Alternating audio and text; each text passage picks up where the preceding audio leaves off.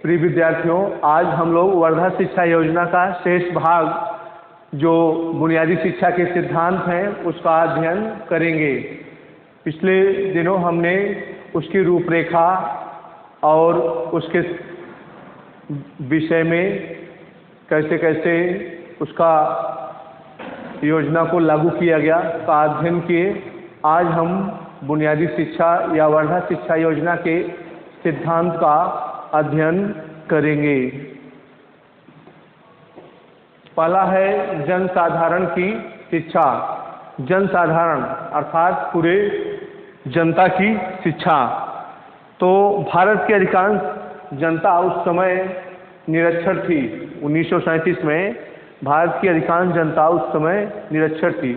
तो सभी जनता के लिए, जनसाधारण पूरे प्रजा के लिए शिक्षा की व्यवस्था करना इस शिक्षा योजना का सिद्धांत था और जनसाधारण को शिक्षित करना निर्धारित किया गया। इस सिद्धांत का अर्थ जनसाधारण को शिक्षित करना। इस प्रकार गांधी जी के अनुसार अगर कोई व्यक्ति अशिक्षित होता है तो उस देश को कलंक लगता है, पाप, भारत का पाप और कलंक है। अतः उसका निवारण किया जाए, अतः उसका समाधान किया जाए, निरक्षरता का समाधान। तो जनसाधारण की शिक्षा में सभी लोगों को शिक्षित करने का प्रावधान किया गया, आम जनता को। और इसके पहले क्या था निस्यंदन सिद्धांत में कि छनाई का सिद्धांत, शिक्षा उच्च वर्ग के लोगों को दिया जाए और उच्च वर्ग के माध्यम से शिक्षा जन जन तक छन छन कर पहुँचे। फिर बाद में वर्धा शिक्षा योजना में इसको परिवर्तन किया गया। फिर दूसरा है निःशुल्क व अनिवार्य शिक्षा। तो जो शिक्षा हो वो निःशुल्क हो और सभी के लिए अनिवार्य हो, निःशुल्क हो और सभी लोगों के लिए अनिवार्य हो। इस प्रकार गांधी जी ने भारत के लिए निःशुल्क और अनिवार्य शिक्षा की व्यवस्था की। फिर स्वावलंबी, आत्मनिर्भर बनाने के लिए तो शिक्षा शिल्प के माध्यम से, हस्तशिल्प के माध्यम से दी जाती थी। इसलिए लोगों को, जिससे वो अपने जीवनोपयोगी वस्तुओं का उत्पादन स्वयं कर सके और उसको अपने उपयोग के लिए और अपने जीविकोपार्जन के लिए उससे धन कमा सकें। स्वावलंबी शिक्षा या शिक्षा व्यवस्था हस्तशिल्प पर आधारित थी। छोटे छोटे इस शिक्षा के माध्यम से कुटीर उद्योग स्थापित करना, जैसे लकड़ी का काम था, मत्स्य पालन था, बागवानी थी, कृषि थी और महिलाओं के लिए गृह विज्ञान था। तो इन सब के माध्यम से आज हम लोग देखते हैं कि विभिन्न प्रकार के व्यवसाय लोग अपनाकर अपना जीविकोपार्जन कर रहे हैं। तो बुनियादी शिक्षा प्राप्त करने वाला बालक किसी हस्तशिल्प को सीखकर उसे अपने भावी जीवन के लिए साधन बनाकर, उसे अपने भावी जीवन के लिए साधन बनाए और विद्यालय के बालकों द्वारा बनाई जाने वाली वस्तुओं को बेचकर अपने और अपना परिवार का जीविकोपार्जन कर सके।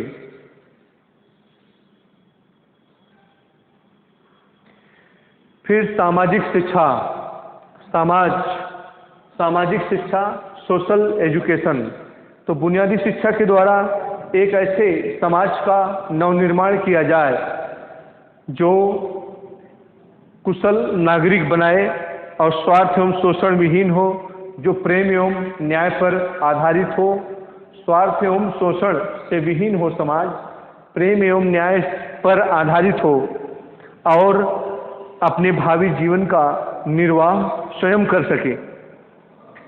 तो जिसका मूल मंत्र था सत्य अहिंसा, अर्थात सत्य का आचरण करने वाला, अहिंसा का पालन करने वाला हो। और यही कारण है कि बुनियादी विद्यालयों में इस प्रकार के समाज में रहने का प्रशिक्षण दिया जाता था कि एक स्वस्थ समाज का निर्माण हो। बुनियादी विद्यालय एक वास्तविक सामाजिक इकाई बन जाता है और बच्चों को साथ साथ रहने की कला वास्तविक प्रशिक्षण द्वारा मिलता है। बुनियादी विद्यालय जो है एक वास्तविक प्रशिक्षण इकाई बन जाता है। बुनियादी प्राथमिक स्कूल जो है एक वास्तविक प्रशिक्षण इकाई बन जाता है और बच्चों को वास्तविक कला सीखने की मार्ग प्रशस्त करता है। शिक्षा का माध्यम मातृभाषा। शिक्षा का माध्यम जो है मातृभाषा हो, मदर लैंग्वेज। बुनियादी शिक्षा का माध्यम मातृभाषा है। तो इतिहास हमें बताता है कि देश की संस्कृति का विनाश करने के लिए उसकी मातृभाषा को नष्ट कर देना चाहिए। जैसे आज हमारे यहाँ अंग्रेजी भाषा को ज़्यादा महत्व दिया जा रहा है और अंग्रेज़ों ने इसीलिए हमारी मातृभाषा को नष्ट कर दिया था। बुनियादी शिक्षा में अंग्रेजी शिक्षा को कोई स्थान नहीं दिया गया, बल्कि मातृभाषा को माध्यम से ही शिक्षा दी जाती थी। छठवां है हस्तशिल्प की शिक्षा। तो हस्तशिल्प, बुनियादी शिक्षा में हस्तशिल्प का केंद्रीय स्थान था। इसको 3 घंटा 20 मिनट की शिक्षा दी जाती थी। 5.5 घंटे में 5 घंटे 30 मिनट का पूरा विद्यालय की समय सारणी थी, लेकिन 3 घंटे 20 मिनट हस्तशिल्प की शिक्षा दी जाती थी। तो हस्तशिल्प सीख कर बालक अपना कोई उद्योग व्यवसाय कर सके और अपना जीविकोपार्जन स्वयं कर सके। इसलिए हस्तशिल्प की शिक्षा शुरुआत से ही दी जाती थी। बच्चों को शुरू से ही मेहनत करने की शिक्षा दी जाती थी। तो इस प्रकार जिससे वे शारीरिक श्रम के प्रति घृणा न करें। तो हस्तशिल्प की शिक्षा जिस समय से वह शिक्षा आरंभ करता है उसी समय से वह उत्पादन योग्य बन जाता है। तो इस प्रकार शारीरिक श्रम को महत्वपूर्ण स्थान दिया गया। शारीरिक श्रम को शुरू से ही बच्चों को शुरू से ही मेहनत कराने का प्रशिक्षण दिया गया, अर्थात इससे बालकों का शिक्षा का व्यय निकल सके।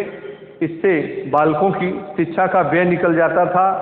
इससे उनको किसी व्यवसाय का प्रशिक्षण प्राप्त हो जाता था, आत्मविश्वास होता था और उन्हें शारीरिक श्रम के प्रति घृणा नहीं होती थी। तो शारीरिक श्रम करते थे किसी हस्तशिल्प या उद्योग को अपनाकर, जैसे कृषि था, बागवानी था हस्तशिल्प में, और मत्स्य पालन था, लकड़ी के काम थे, चमड़े के काम थे, और बागवानी थी, बालिकाओं के लिए गृह विज्ञान था। तो किसी एक व्यवसाय को अपनाकर बालक उसके माध्यम से अपने प्रशिक्षित होता था और उस व्यवसाय को अपनाकर अपना जीविकोपार्जन भी करता था और शारीरिक श्रम के प्रति घृणा भी नहीं करता था। इस प्रकार ये बुनियादी शिक्षा के सिद्धांत हैं। अब आप देखिए बुनियादी शिक्षा की गुण या विशेषताएं। तो बुनियादी शिक्षा की गुण या विशेषताएं में पहला है क्रिया प्रधान शिक्षा। तो बुनियादी शिक्षा क्रिया प्रधान है, क्योंकि इसमें संपूर्ण ज्ञान का आधार अनुभव को माना जाता है। अनुभव को माना जाता है। एक्सपीरियंस और लर्निंग बाय डूइंग, कर के सीखने का सिद्धांत।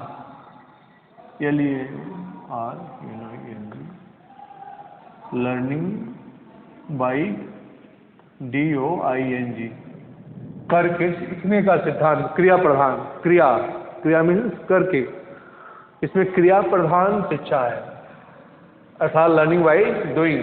कोई भी हस्तशिल्प अपनाएगा तो उसमें क्रिया करनी पड़ेगी, कार्य करना पड़ेगा, शारीरिक श्रम करना पड़ेगा, इसलिए उसको अनुभव मिलेगा। इसलिए इसको लर्निंग बाय डूइंग भी कहा गया है, अर्थात कर के सीखने का सिद्धांत।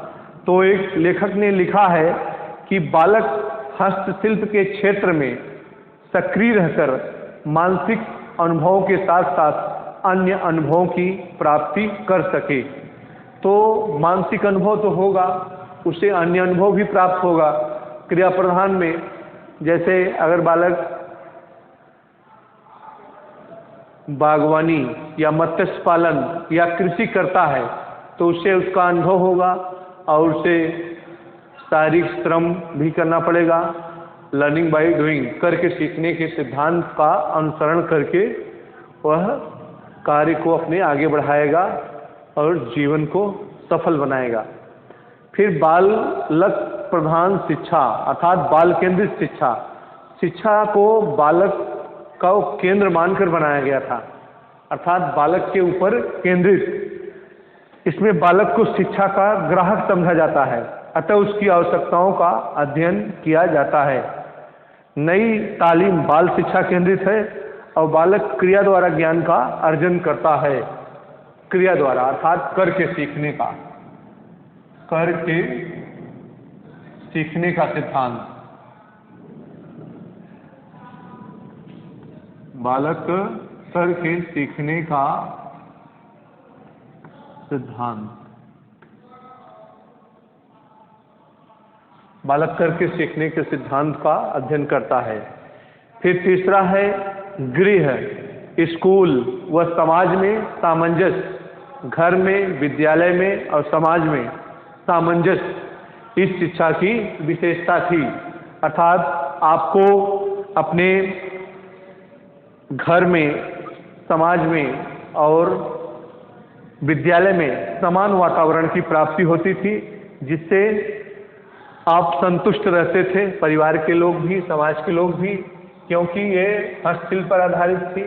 बालक आत्मनिर्भर बन जाता था तो और अपना समाज में समायोजन कर लेता था। आज की जो शिक्षा व्यवस्था है वो सरकारी नौकरियों पर आधारित है।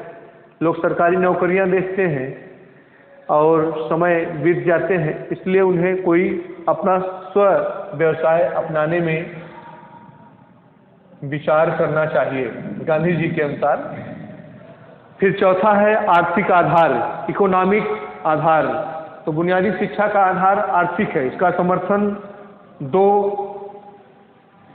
तर्क उपस्थित किए जा सकते हैं। बुनियादी विद्यालयों में बालकों द्वारा बनाई जाने वाली वस्तुओं को बेचकर विद्यालयों का कुछ व्यय निकल जाता है और बालक किसी हस्तशिल्प को सीखकर कुछ व्यय निकल लेता, कुछ धन का अर्जन कर सकता है।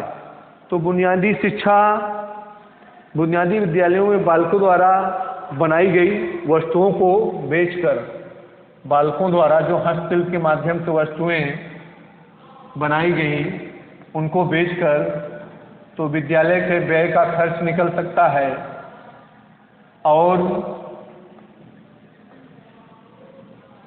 बालक किसी व्यय को, किसी हस्तशिल्प को अपनाकर अपना व्यवसाय कर सकता है।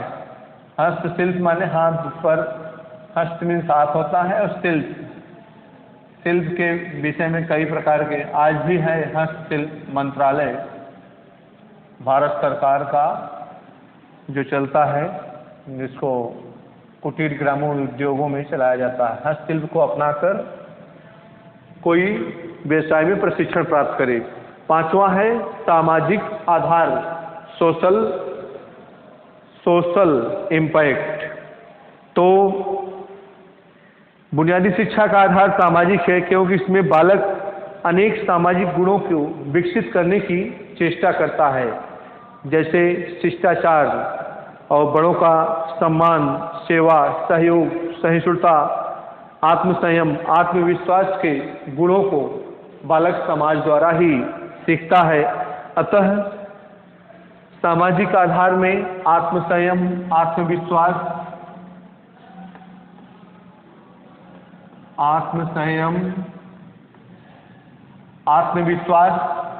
और शिष्टाचार, बड़ों का सम्मान आदि बालक बुनियादी शिक्षा के माध्यम से सामाजिक आधार उसकी विशेषता है। सामाजिक आधार विशेषता के माध्यम से इन गुणों को सीखता है। छठवां है मनोवैज्ञानिक आधार, साइकोलॉजिकल बेस। तो बुनियादी शिक्षा का आधार मनोवैज्ञानिक है, क्योंकि इसमें बालक को प्रधानता दी जाती है, अर्थात बाल केंद्रित शिक्षा। तो न कि उसके द्वारा संलग्न होकर इस मनोवैज्ञानिक तथ्यों को ध्यान में रखकर महत्व देने से श्रम जो करते हैं उनको आदर की दृष्टि से देखना चाहिए। मनोवैज्ञानिक आधार अर्थात मानसिक विकास के साथ साथ उनका शारीरिक विकास भी होना चाहिए और उनको मनोवैज्ञानिक दृष्टि से बालक प्रधान शिक्षा है, इसलिए बालक प्रधान शिक्षा है, इसलिए हस्तशिल्प द्वारा उत्पादक कार्य को प्रधान स्थान दिया गया। फिर सातवां है शारीरिक श्रम का सम्मान। तो इस शिक्षा में शारीरिक श्रम पर विशेष बल दिया गया बालकों के, क्योंकि वो हस्तशिल्प के माध्यम से शिक्षा प्राप्त करते थे। हस्तशिल्प पर महात्मा गांधी का विशेष जोर था, इसलिए बालक शारीरिक श्रम के प्रति सम्मान की भावना का निर्माण किया जाता था। शारीरिक श्रम को वो आदर की दृष्टि से देखते थे। बालक का स्वाभाविक विकास किसी कार्य में संलग्न होकर हो सकता है। इस मनोवैज्ञानिक तो श्रम करने वाले व्यक्तियों को आदर्श की दृष्टि से देखने लगता है। तो शारीरिक श्रम का विशेष महत्व दिया गया। फिर समवायी शिक्षण विधि। समवायी शिक्षण विधि तो बुनियादी शिक्षा में एक समवायी शिक्षण विधि का प्रयोग किया गया, जो बालक को समस्त विषयों की शिक्षा किसी कार्य या हस्तशिल्प के माध्यम से दी जाती थी। किसी कार्य या हस्तशिल्प के माध्यम से इस विधि में बालकों को शिक्षा दी जाती थी। तो इसलिए दूसरे शब्दों में उसे क्रिया के द्वारा शिक्षा दी जाती थी, प्रदान किया जाता था। वह कृषि, जुताई, बुआई, काष्ठ कला, मत्स्य पालन आदि में से किसी एक व्यवसाय को अपना सकता था। कृषि और जुताई, बुआई, काष्ठ कला किसी एक व्यवसाय को अपना सकता था। तो शारीरिक श्रम का विशेष सम्मान था और उस हस्तशिल्प के माध्यम से बालक अपने जीविकोपार्जन का अर्जन कर सकता था, जिससे बालक को समाज में सम्मान की दृष्टि से देखा जाता था। तो फिर ज्ञान की अखंडता। बुनियादी शिक्षा में ज्ञान को एक विभिन्न और अखंड इकाई माना जाता है। अतः शिक्षा सब विषयों को अलग अलग विभाजित नहीं किया जा सकता। उनका ज्ञान का अलग अलग खंडन, अलग अलग नहीं, उनका ज्ञान ही अलग अलग दिया जा सकता है। तो हस्तशिल्प की शिक्षा के साथ साथ जो सामाजिक विज्ञान, संगीत, कला सभी को साथ में शिक्षा दी जाए। ज्ञान की अखंडता, ज्ञान को अलग अलग खंडित न किया जाए, बल्कि सभी विषयों को जोड़कर हस्तशिल्प के साथ ही शिक्षित किया जाए। जैसे भारत एक अखंड राज्य है, अखंड देश है, राष्ट्र है, राज्य नहीं रहेगा, राष्ट्र। भारत एक अखंड राष्ट्र है। अखंड भारत की कल्पना जो संविधान में की गई है, तो यहाँ पर अखंडता, ज्ञान की अखंडता अर्थात अलग अलग विषयों की अलग अलग शिक्षा नहीं दी जाएगी खंड खंड करके, बल्कि सबको जोड़कर साथ में लिया जाएगा। शिल्प द्वारा शिक्षा, तो हस्तशिल्प द्वारा शिक्षा, तो इससे बालक को हाथ करके सीखना। पहले क पढ़ा गया है, उसके बाद ख, अर्थात पहले करो तब खाओ। इसलिए हस्तशिल्प की शिक्षा पर आधारित जो शिक्षा थी उसको बताया गया। इस प्रकार आप लोगों ने ये देखा बुनियादी शिक्षा के सिद्धांत और विशेषताएं। अब हम बुनियादी शिक्षा के दोषों का अध्ययन करेंगे।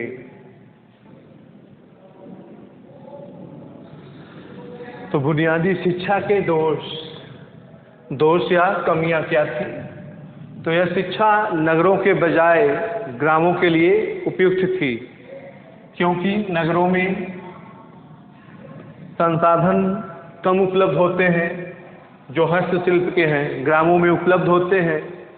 और तो इसलिए इसको बताया गया कि यह शिक्षा शहरों में या नगरों में उपयुक्त नहीं है वहाँ नहीं चल सकती, ये ग्रामों के लिए उपयुक्त है, क्योंकि हस्तशिल्प का इसमें विशेष बल दिया गया। तो हस्तशिल्प के लिए पर्याप्त स्थान और पर्याप्त उसके जो बनाने जाने वाले सामग्री है तो गांव में ज़्यादा उपलब्ध है, इसलिए यह ग्रामों के लिए उपयुक्त है।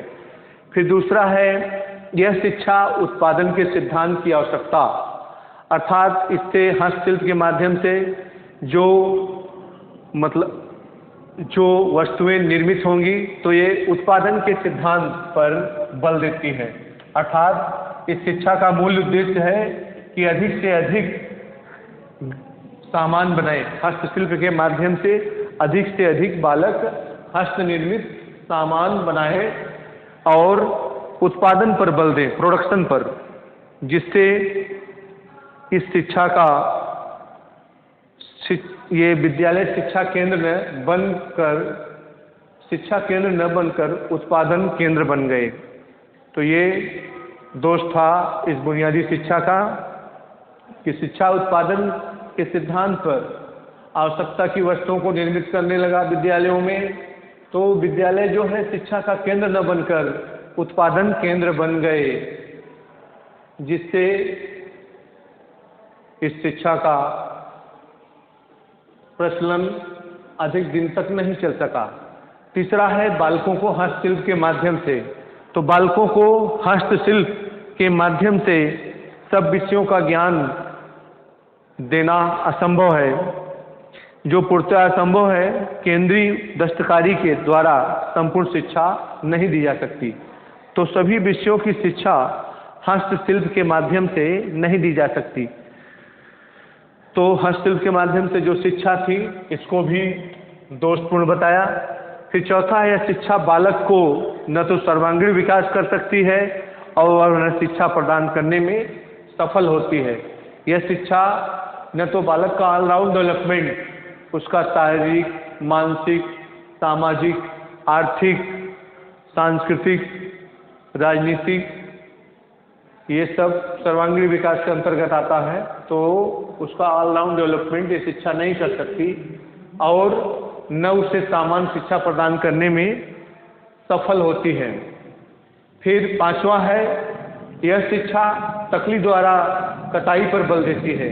तो तकली द्वारा धीरे धीरे सूत काटा जाता है, जिससे बहुत कम उत्पादन होता है। आजकल मशीनों का युग है, इसलिए इस शिक्षा को निरर्थक माना गया और समय का ज़्यादा खर्च भी होता था तकली से। आजकल मशीनीकरण हो गया है, मशीनों का युग है, तो तकली द्वारा सूत की कटाई पर बच्चों का समय नष्ट होता था। छठवां है, यह शिक्षा स्वावलंबी आत्मनिर्भर नहीं बना सकती, क्योंकि इससे इन जो हस्तशिल्प की वस्तुएं थी उसको बेचकर तो विद्यालय के शिक्षकों का वेतन ही नहीं निकल सकता था, तो बालक आत्मनिर्भर कैसे बन सकता था। तो इस प्रकार महात्मा गांधी के शिक्षा को बहुत ही दोषपूर्ण बताया गया। हम अगला दोष देख रहे हैं। तो अगला दोष है, विद्यालय उत्पादन का केंद्र थे। बाद में गार्जियनों ने विरोध किया कि हमारे बच्चे विद्यालयों में पढ़ने जाते हैं, न कि फैक्ट्रियों में काम करने, क्योंकि हस्तशिल्प का वो माध्यम था। हस्तशिल्प के माध्यम से ही शिक्षा दी जाती थी। अतः फैक्ट्रियों में विद्यालय ये उत्पादन केंद्र हो गए थे। फैक्ट्री ज्ञान प्राप्त न करके वो केवल उत्पादन पर बल देते थे, सामानों के बनाने पर। जो हस्तशिल्प के सामान थे, वुड क्राफ्ट, काष्ठ के, चमड़े के, कताई, बुनाई और बागवानी, कृषि आदि पर विशेष ध्यान दिया जाता था। इसलिए वो विद्यालय न होकर उत्पादन केंद्र बन गए। तो अभिभावकों ने उसका विरोध किया कि हमारे बच्चे विद्यालय में विद्या अध्ययन के लिए जाते हैं, न कि फैक्ट्रियों में काम करने के लिए। छोटे छोटे बच्चे 7 से 14 वर्ष के।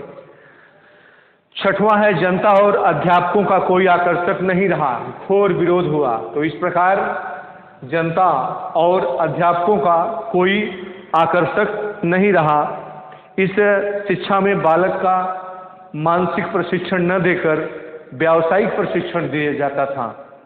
मानसिक और व्यावसायिक प्रशिक्षण किसी प्रकार का संतुलन नहीं होता था, जिससे अभिभावकों ने विरोध किया और इस शिक्षा में जनता और अभिभावक दोनों का कोई आकर्षण नहीं रहा और जिसका घोर विरोध हुआ।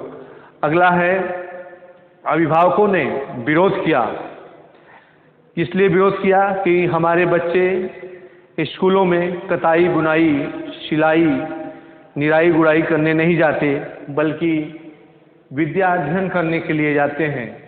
तो ये हस्तशिल्प पर आधारित शिक्षा ज़्यादा दिन तक नहीं चल सकी, इसलिए ये कुछ ही दिनों बाद बंद हो गई।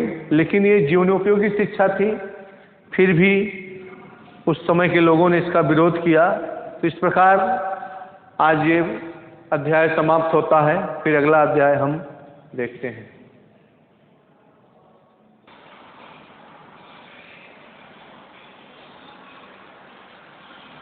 तो आज हम लोग फिर सार्जेंट रिपोर्ट के विषय में अध्ययन करेंगे। Sergeant report 1944।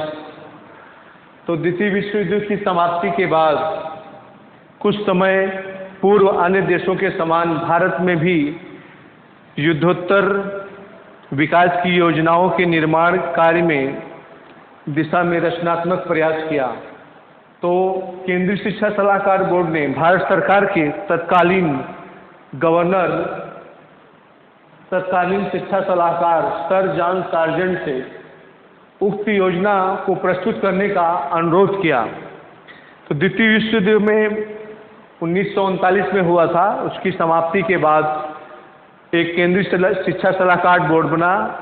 तो भारत सरकार 1944 में जो तत्कालीन भारत सरकार थी, उसके शिक्षा सलाहकार सर जॉन सार्जेंट से, जो अंग्रेज था, उससे इस योजना को प्रस्तुत करने का अनुरोध किया। तो एक स्मृति पर मोमेरेंडम में बोर्ड के समक्ष 1944 में उसने प्रस्तुत किया। उसके बाद इस योजना में शिक्षा का भी स्थान था। अतः गवर्नर जनरल की काउंसिल के पुनर्निर्माण समिति की केंद्रीय शिक्षा सलाहकार समिति को भारत में शिक्षा के विकास के लिए एक योजना तैयार करने का निर्देश दिया गया। इस योजना को 4 नामों से जाना जाता है।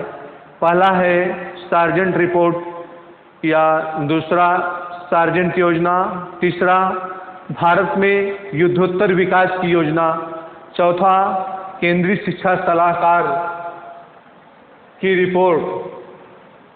इन 4 नामों से सार्जेंट रिपोर्ट को जाना जाता है। तो केंद्रीय शिक्षा सलाहकार बोर्ड ने सर जॉन सार्जेंट को नियुक्त किया इस योजना को बनाने के लिए। इसीलिए इस योजना को उनके नाम से सार्जेंट रिपोर्ट भी कहा जाता है। उसके चारों नाम आप लोग याद रखिएगा, क्योंकि परीक्षा में विभिन्न प्रकार के प्रश्न बन सकते हैं कि सार्जेंट योजना की सिफारिशों का उल्लेख कीजिए, या भारत में युद्धोत्तर विकास की योजना की सुझाव एवं सिफारिशों का उल्लेख कीजिए। तो सार्जेंट योजना के उद्देश्य क्या थे? तो सार्जेंट योजना में 12 भागों में विभाजित थी। इसमें पूर्व प्राथमिक शिक्षा से लेकर विश्वविद्यालय शिक्षा तक की शिक्षा के अनेक अंगों पर प्रकाश डाला गया था। तो उनके सुझाव एवं सिफारिशों को अक्षरबद्ध करके प्रस्तुत किया गया है। तो उसमें एक लेखक थे नुरुल्लाह व नायक। उसने शब्दों में कम से कम 40 वर्ष की अवधि में भारत में शैक्षिक योग्यताओं, कम से कम 40 वर्ष की अवधि में भारत में शैक्षिक योग्यताओं के उसी स्तर का निर्माण करना जिस पर इंग्लैंड पहुंच चुका था। तो नुरुल्लाह एवं नायक के शब्दों में कहा गया उद्देश्य में कि कम से कम 40 वर्ष तक भारत के लोगों में उसी स्तर का निर्माण करना जिस पर इंग्लैंड में किया गया था। उसके बाद आया सुझाव व सिफारिशें। तो सार्जेंट रिपोर्ट में विभिन्न प्रकार के सुझावों और सिफारिशों का उल्लेख किया गया है। पहला है पूर्व प्राथमिक शिक्षा। पूर्व प्राथमिक शिक्षा की उत्तम व्यवस्था की गई है। पूर्व प्राथमिक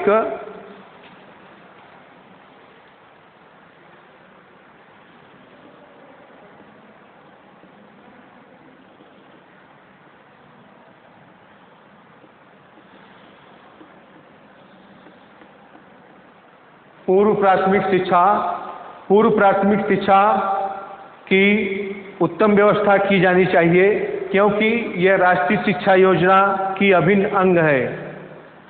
तो इसमें बताया गया कि पूर्व प्राथमिक शिक्षा की उत्तम व्यवस्था की जानी चाहिए, क्योंकि यह राष्ट्रीय शिक्षा योजना की अभिन्न अंग है। पूर्व प्राथमिक शिक्षा 3 से 6 वर्ष 3 से 6 वर्ष के बालक को दी जानी चाहिए, के बालकों को दी जानी चाहिए। 3 से 6 वर्ष को बालकों को दी जानी चाहिए।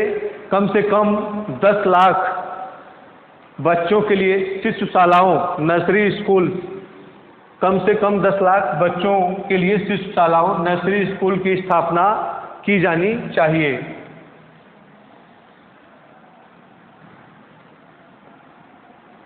नर्सरी स्कूल की स्थापना की जानी चाहिए 10 लाख बच्चों के लिए। शिशुशालाओं की शिक्षा हर हालात में निःशुल्क होनी चाहिए। तो नर्सरी स्कूल्स में जो शिक्षा दिया जाए वो प्रत्येक दशा में निःशुल्क होनी चाहिए। तो पूर्व प्राथमिक शिक्षा कैसी होनी चाहिए? निःशुल्क होनी चाहिए। उसके बाद शिशुशालाओं की केवल अध्यापिकाओं की नियुक्ति की जानी चाहिए। शिशुशालाओं में केवल अध्यापकों की नियुक्ति की जानी चाहिए और वे विशेष प्रशिक्षण प्राप्त हों, अर्थात स्पेशल ट्रेनिंग उनको मिली हो, जो बच्चों के साथ उनके मातृत्व व्यवहार के अनुसार उनको अनुकरण विधि द्वारा सिखा सकें। फिर आगे शिशुशालाओं की स्थापना सब बड़े नगरों, शिशुशालाओं माने नर्सरी स्कूल, तो शिशुशालाओं की स्थापना सब बड़े नगरों में की जानी चाहिए। ग्रामों में इन शालाओं को जूनियर शालाओं माने स्कूल, जूनियर बेसिक स्कूलों के एक भाग में चलाया जाना चाहिए। तो ग्रामों में इन स्कूलों को जूनियर बेसिक स्कूल के एक भाग के रूप में चलाया जाना चाहिए और बड़े नगरों में इनकी स्थापना की जानी चाहिए। तो शिशुशालाओं में शिशुओं की उपस्थिति अनिवार्य नहीं की जानी चाहिए, पर उनके अभिभावकों से उन्हें नियमित रूप से भेजने का आग्रह किया जाना चाहिए। तो इस शिशुशालाओं में शिशुओं की उपस्थिति अनिवार्य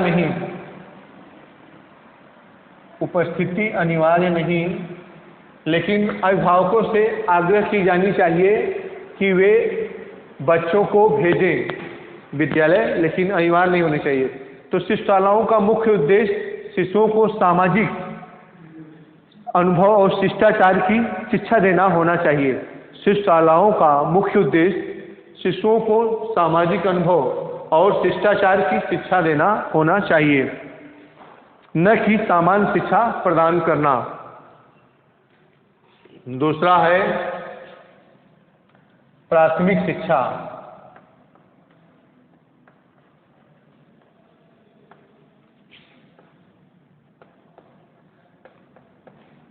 पूर्व प्राथमिक शिक्षा था 3 से 6 वर्ष के बच्चों के लिए ऊपर, अब दूसरा है प्राथमिक शिक्षा। तो प्राथमिक शिक्षा के लिए उसने बेसिक शिक्षा में प्राथमिक और middle, primary and middle schools को स्वीकार किया। उसने बेसिक शिक्षा में प्राथमिक और मिडिल बेसिक स्कूल्स को स्वीकार किया और शिक्षा को विभिन्न स्तरों पर सम्मिलित किया और उनके संबंध में निम्नलिखित सुझाव दिए। प्राइमरी और मिडिल दोनों के संबंध में निम्नलिखित सुझाव दिए। तो 6 से 14 वर्ष के बच्चों को अनिवार्य एवं निःशुल्क शिक्षा दी जानी चाहिए। तो प्राइमरी शिक्षा में बताया कि 6 से 14 वर्ष के बच्चों को अनिवार्य एवं निःशुल्क शिक्षा दी जानी चाहिए। अनिवार्य, compulsory and free education, compulsory and free, अनिवार्य एवं निःशुल्क प्राइमरी शिक्षा। तो ये सन 1944 में बताया था, महात्मा गांधी ने भी बताया था। आज ये संविधान में नियम बन गया है कि 6 से 14 वर्ष तक के बच्चों को अनिवार्य एवं निःशुल्क शिक्षा दी जाती है। फिर दूसरा है, शिक्षा को अनिवार्य बनाने के लिए उपस्थित निरीक्षक पदाधिकारियों की नियुक्ति की जाए, अटेंडेंस ऑफिसर्स की नियुक्ति की जाए। शिक्षा को अनिवार्य बनाने के लिए उपस्थिति निरीक्षक पदाधिकारियों, अटेंडेंस ऑफिसर्स, जो उपस्थिति को निरीक्षण कर सकें, उनको नियुक्ति की जाए प्रत्येक विद्यालयों में। तीसरा है, बेसिक शिक्षा किसी आधारभूत शिल्प के माध्यम से दी जाए। महात्मा गांधी में क्या था कि पूरा हस्तशिल्प पर आधारित ही शिक्षा थी, इसमें किसी एक आधारभूत शिल्प के माध्यम से, एक आधारभूत शिल्प, बेसिक हस्तशिल्प के माध्यम से शिक्षा दी जाए। अर्थात जो हस्तशिल्प था, किसी एक हस्तशिल्प के माध्यम से बच्चों को शिक्षा दी जाए। फिर बेसिक शिक्षा को आत्मनिर्भर नहीं बनाया जाना चाहिए। गांधी जी ने कहा कि बेसिक शिक्षा को आत्मनिर्भर बनाना चाहिए, लेकिन इसमें यह बताया कि बेसिक शिक्षा को आत्मनिर्भर, सेल्फ मेड नहीं होना चाहिए। तो बेसिक शिक्षा को आत्मनिर्भर नहीं बनाया जाना चाहिए, क्योंकि बच्चों द्वारा बनाई जाने वस्तुओं को बेचना कठिन है। तो इस प्रकार पांचवा है, उसी में बेसिक शिक्षा को 2 भागों में विभक्त किया गया। जूनियर शिक्षा, जूनियर बेसिक शिक्षा 6 से 11 वर्ष के बच्चों के लिए, और सीनियर बेसिक शिक्षा 11 से 14 वर्ष तक के बच्चों के लिए। जूनियर बेसिक शिक्षा 6 से 11 वर्ष के बच्चों के लिए, जूनियर बेसिक शिक्षा 6 से 11,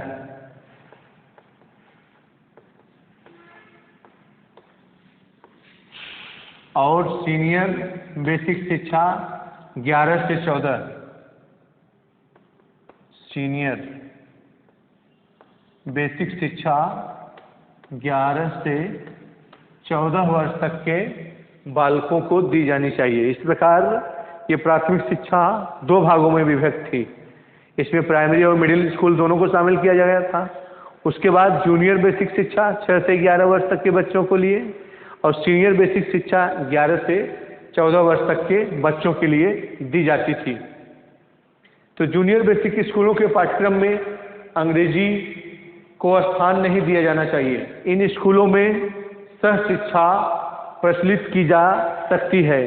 जूनियर बेसिक स्कूलों में 6 से 11 वर्ष तक के बच्चों को अंग्रेजी की शिक्षा अनिवार्य नहीं की जानी चाहिए, ये सार्जेंट रिपोर्ट में बताया गया। लेकिन सह शिक्षा, को एजुकेशन, अर्थात बालक एवं बालिकाएं दोनों साथ अध्ययन कर सकते हैं, विद्यालयों में पढ़ाई कर सकते हैं। फिर अगला है, सीनियर बेसिक स्कूलों में भी अंग्रेजी की शिक्षा नहीं दी जानी चाहिए, किंतु यदि किसी प्रांत में अंग्रेजी की मांग है तो प्रांतीय शिक्षा विभाग उसकी पढ़ाई की आज्ञा दे सकता है। तो सीनियर बेसिक स्कूल में भी अंग्रेजी की शिक्षा को अनिवार्य नहीं बनाना चाहिए, लेकिन अगर किसी प्रांत में अंग्रेजी की शिक्षा की मांग है तो वहाँ के प्रांतीय शिक्षा विभाग से अनुमति लेकर वहाँ शिक्षा दी जा सकती है। प्रांतीय शिक्षा विभाग से अनुमति लेकर दोनों प्रकार के स्कूलों का माध्यम मातृभाषा, तो पूर्व प्राथमिक और प्राथमिक दोनों प्रकार के स्कूलों का माध्यम था मातृभाषा, मदर लैंग्वेज, अर्थात जो वहाँ की मातृभाषा है उसी भाषा में शिक्षा दी जानी चाहिए।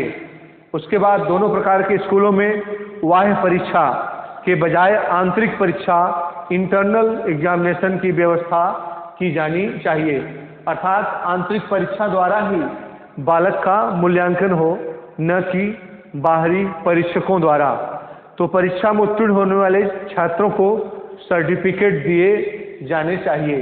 तो सार्जेंट रिपोर्ट में कहा गया कि परीक्षा में जो उत्तीर्ण हो उन छात्रों को सर्टिफिकेट प्रमाण पत्र दिया जाए। फिर अगला है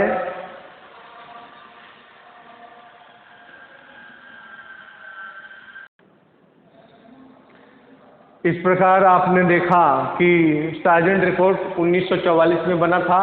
इसके तत्कालीन जो शिक्षा सलाहकार थे सर जॉन सार्जेंट, इन्हीं के नाम पर इसको सार्जेंट रिपोर्ट भी कहा जाता है। इसके 4 नाम हैं, चारों नाम आप जानिए। पहला है सार्जेंट रिपोर्ट, दूसरा सार्जेंट योजना, तीसरा भारत में युद्धोत्तर विकास की योजना, चौथा है केंद्रीय शिक्षा सलाहकार की रिपोर्ट। तो केंद्रीय शिक्षा सलाहकार एक बोर्ड था उस समय 1944 में। इसने भारत सरकार के जो शिक्षा सलाहकार थे उस समय सर जॉन सार्जेंट, उनके माध्यम से इसे 1944 में रिपोर्ट प्रस्तुत किया और एक स्मृति पत्र 1944 में भारत सरकार के जो केंद्रीय शिक्षा सलाहकार बोर्ड थी उसके सामने पेश किया। तो इसमें प्राथमिक शिक्षा से लेकर विश्वविद्यालय तक की शिक्षा का वर्णन किया गया था। तो इसके चारों नाम आप लोग याद रखिएगा। आगे हम देखते हैं, अभी प्राथमिक और पूर्व प्राथमिक शिक्षा देखें, अगला हम देखते हैं।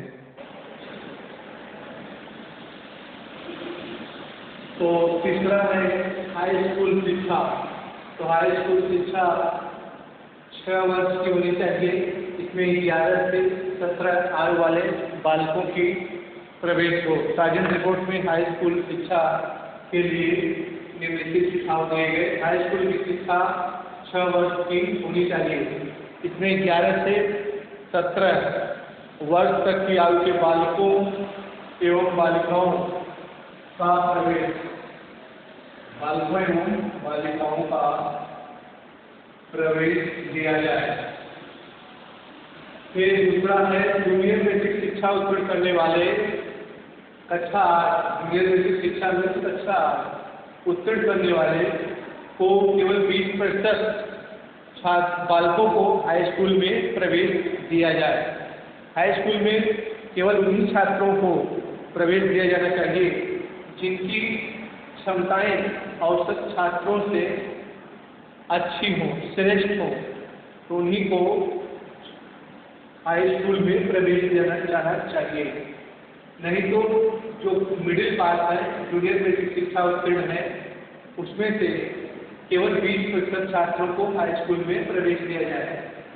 तो कक्षा में प्रवेश 3 से 11 वर्ष कम बालकों का प्रवेश नहीं। तो कक्षा में तीसरा है 11 वर्ष से कम आयु के बच्चों का, 11 वर्ष से कम आयु के बालकों का प्रवेश नहीं होना चाहिए। हाई स्कूल की कक्षा में 11 वर्ष से कम आयु के बालकों का प्रवेश नहीं होना चाहिए, प्रवेश नहीं दिया जाना चाहिए। उसके बाद हाई स्कूल में प्रवेश लेने वाले छात्रों को 14 वर्ष की समाप्ति तक अनिवार्य रूप से शिक्षा ग्रहण करनी चाहिए। तो हाई स्कूल में प्रवेश लेने वाले छात्र जो है वे कम से कम 14 वर्ष तक की आयु तक शिक्षा ग्रहण करें। 11 वर्ष से कम आयु के बालक प्रवेश नहीं करेंगे और 11 वर्ष के आयु के बालक प्रवेश करेंगे। 11, 12, 13, 14, 11, कम से कम 14 वर्ष तक की शिक्षा के बालक प्रवेश करना चाहिए। हाई स्कूल में अध्ययन करने वाले छात्रों में से केवल 50% छात्रों से शुल्क लिया जाना चाहिए और 50% छात्रों को निःशुल्क शिक्षा दी जानी चाहिए। तो हाई स्कूल में जो छात्र अध्ययन करें उनमें से केवल 50% छात्रों से शुल्क लिया जाए, फीस लिया जाए और 50% छात्रों को निःशुल्क शिक्षा, फ्री एजुकेशन दी जाए। फिर अगला है तो हमारे राज्य में शिक्षा का माध्यम मातृभाषा हो। हमारे देश में शिक्षा का माध्यम भाषा होना चाहिए, शिक्षा का माध्यम मातृभाषा होना चाहिए। अंग्रेजी को द्वितीय भाषा के रूप में प्रयोग करना चाहिए। हाई स्कूलों में पाठ्यक्रम विश्वविद्यालय शिक्षा का आधार मात्र न होकर अपने आप में पूर्ण होना चाहिए, ताकि इस पाठ्यक्रम में पूर्ण अध्ययन करने के उपरांत छात्र को किसी व्यवसाय करने की योग्यता प्राप्त हो सके। अर्थात हाई स्कूल का पाठ्यक्रम इस प्रकार का होना चाहिए कि ताकि छात्र पढ़ाई करने के बाद किसी व्यवसाय को अपना सके, न कि विश्वविद्यालय शिक्षा पर आधारित हो। तो हाई स्कूल में 2 प्रकार के पाठ्यक्रम होने चाहिए। पहला है साहित्यिक, दूसरा है तकनीकी। इसके पहले है निर्धन छात्रों अर्थात जो गरीब छात्र हैं उनको छात्रवृत्तियां प्रदान की जाए। फिर 8वां है कि हाई स्कूलों में शिक्षा का माध्यम मातृभाषा हो, अंग्रेजी की शिक्षा द्वितीय अनिवार्य शिक्षा के रूप में प्रदान की जाए।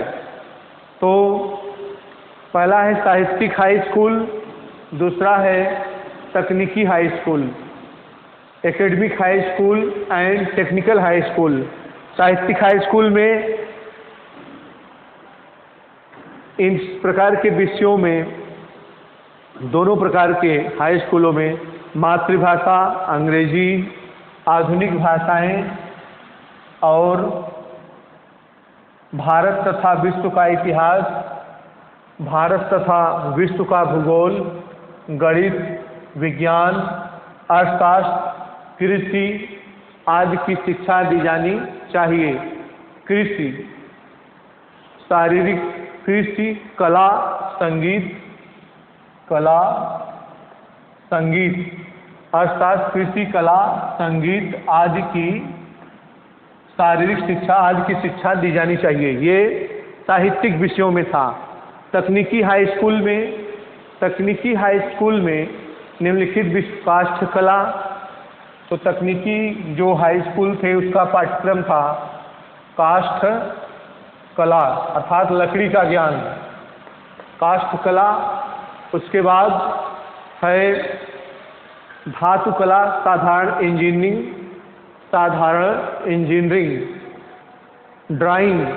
ड्राइंग मीन्स पेंटिंग वगैरह, वाणिज्य संबंधी विषय, बुक कीपिंग अर्थात बुक बाइंडिंग, किताबों को रखने की, उनकी बाइंडिंग करने की, और टाइप राइटिंग, अकाउंटेंसी और व्यापार पद्धति। तो काष्ठ कला, धातु कला और साधारण इंजीनियरिंग, ड्राइंग, वाणिज्य संबंधी शिक्षा, book keeping, short hand, type writing और अकाउंटेंसी और व्यापार पद्धति आदि जैसे विषयों की शिक्षा टेक्निकल हाई स्कूलों में दी जाती थी। फिर हाई स्कूलों में अध्यापकों एवं छात्रों का अनुपात 1:20 होना चाहिए, अर्थात एक अध्यापक पर 20 छात्र होने चाहिए। एक अध्यापक पर 20 छात्र, केवल एक अध्यापक 20 छात्रों को शिक्षा दे, 1:20। अब आगे हम देखेंगे विश्वविद्यालय शिक्षा।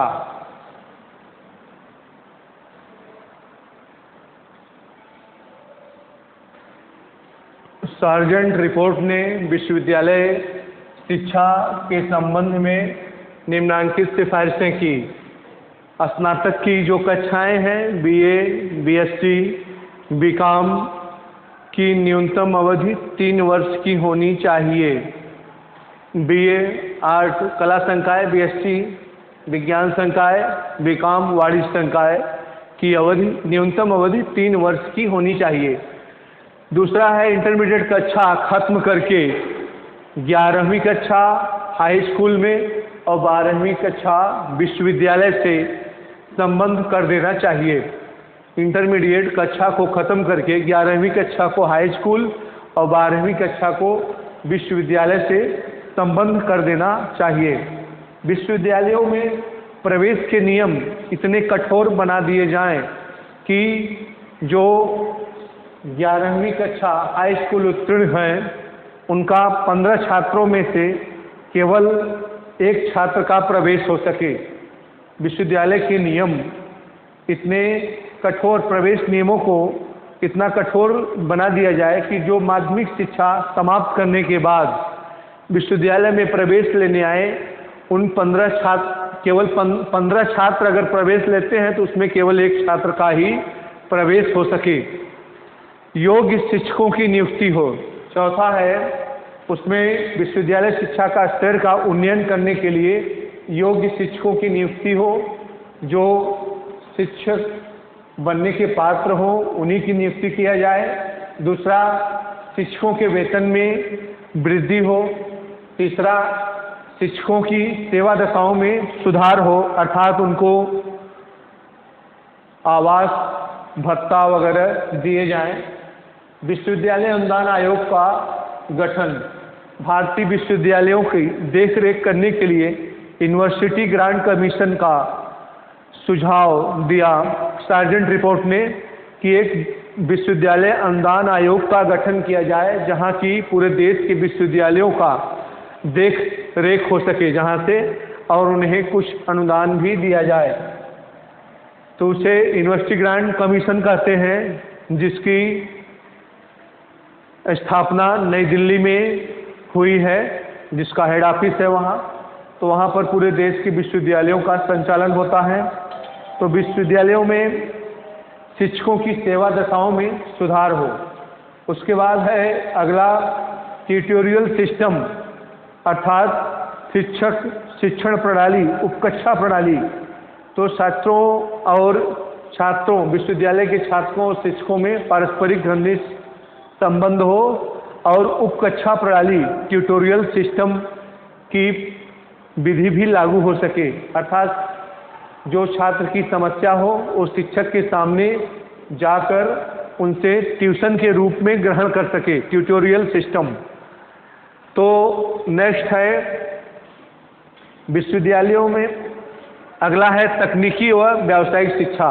तो इसमें फुल टाइम और पार्ट टाइम दो प्रकार की शिक्षा दी जाती थी, अल्पकालीन और दीर्घकालीन।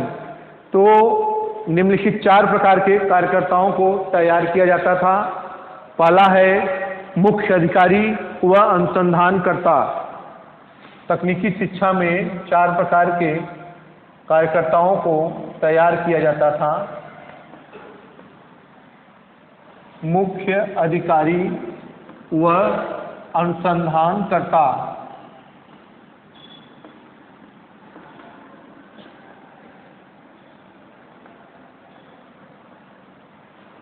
तो इसमें इस बात पर बल दिया गया कि टेक्निकल, इस प्रकार की शैक्षिक तकनीकी दी जाती थी, प्रौद्योगिकी टेक्नोलॉजिकल की अधिकारी बने विश्वविद्यालय से ही।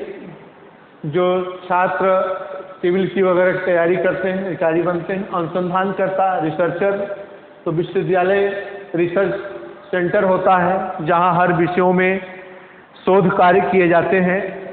तो अनुसंधानकर्ता का निर्माण भी विश्वविद्यालयों में ही होता है, जहां प्रत्येक विषय में अलग अलग शिक्षकों, उस विषय विशेषज्ञ शिक्षकों की देखरेख में छात्र अनुसंधान करते हैं। फिर अगला है साधारण अधिकारी, फोरमैन आदि। दूसरा है साधारण अधिकारी,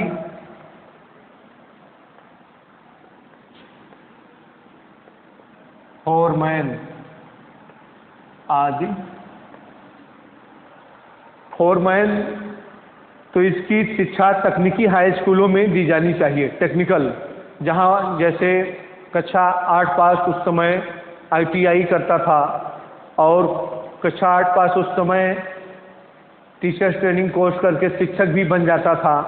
तो इस प्रकार इसमें फोरमैन ये टेक्निकल साधारण अधिकारी बने, अर्थात टेक्निकल तकनीकी शिक्षा दी जाए, उसमें औद्योगिक प्रशिक्षण केंद्रों के माध्यम से। तो इसमें तकनीकी शिक्षा में ये व्यवस्था की गई।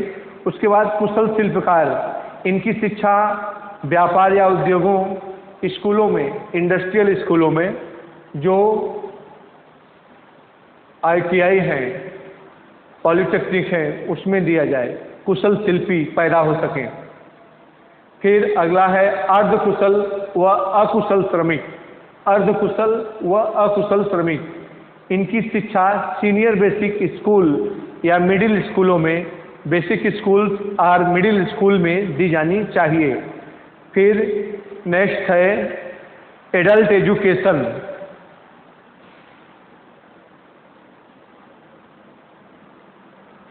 एडल्ट एजुकेशन में बताया गया कि सार्जेंट रिपोर्ट में कि प्रजातंत्र के आदर्श को सफल बनाने के लिए वयस्क शिक्षा को परम आवश्यक बताया है और इसके संबंध में निम्नलिखित सुझाव दिए हैं।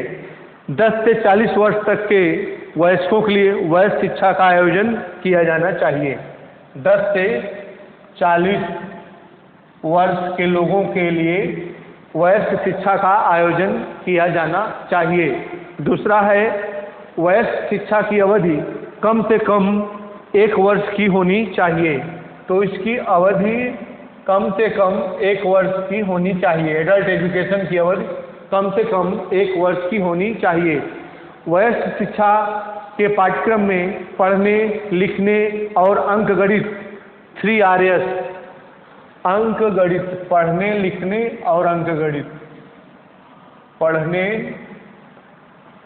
लिखने और अंकगणित,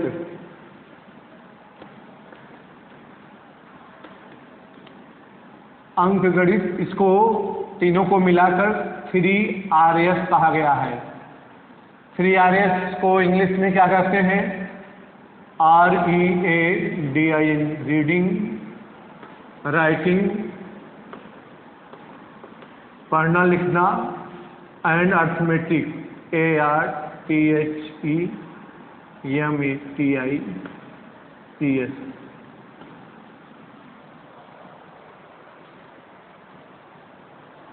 reading, writing and arithmetic 3 Rs के अलावा तो महात्मा गांधी की जो ये पॉलिसी थी 3 Rs, reading, writing and arithmetic, इसको इसमें वयस्क शिक्षा में स्थान दिया गया। पढ़ना लिखना और अंकगणित, अर्थमेटिक को अंकगणित कहते हैं, अर्थमेटिक इंग्लिश में, तो इसके लिए बढ़ावा दिया वयस्क शिक्षा में। तो इसके आगे, इसके अलावा भूगोल, इतिहास, अर्थशास्त्र, नागरिक शास्त्र, इतिहास, भूगोल, अर्थशास्त्र, नागरिक शास्त्र आदि विषयों को भी स्थान दिया जाना चाहिए वयस्क एजुकेशन में। फिर चौथा है वयस्क शिक्षा को रोचक और हितप्रद बनाने के लिए, रोचक और हितप्रद, हितैषी बनाने के लिए सिनेमा, रेडियो, नृत्य, चलचित्र, ग्रामोफोन, लैंटर्न, मैजिक लैंटर्न, जादू की लैंटेन एक होती थी, उसके माध्यम से भी शिक्षा दी जाती थी, जैसे आजकल प्रोजेक्टर के माध्यम से दिया जाता है। तो लैंटर्न, अभिनय आदि के कार्यक्रम किए जाने चाहिए वयस्क बच्चों के लिए। तो पांचवा है पुरुषों, स्त्रियों, बालकों और युवतियों के लिए पृथक विद्यालयों की सृष्टि की जानी चाहिए। पुरुषों, स्त्रियों, बालकों एवं युवतियों के लिए पृथक विद्यालयों की निर्माण किया जाना चाहिए। छठवां है वयस्कों के लिए संपूर्ण देश में जगह जगह पर 20 वर्ष की अवधि में पुस्तकालयों और वाचनालयों की स्थापना की जानी चाहिए। तो विश्वविद्यालय में प्रत्येक जगह वयस्कों के लिए संपूर्ण देश में प्रत्येक जगह विश्वविद्यालय शिक्षा में बताया गया कि संपूर्ण देश में जहाँ जहाँ विश्वविद्यालय हैं उसमें पुस्तकालय और वाचनालय की व्यवस्था की जाए। पुस्तकालय किताबों के रखने का स्थान होता है, वाचनालय वहाँ पर पढ़ाई की जाती है।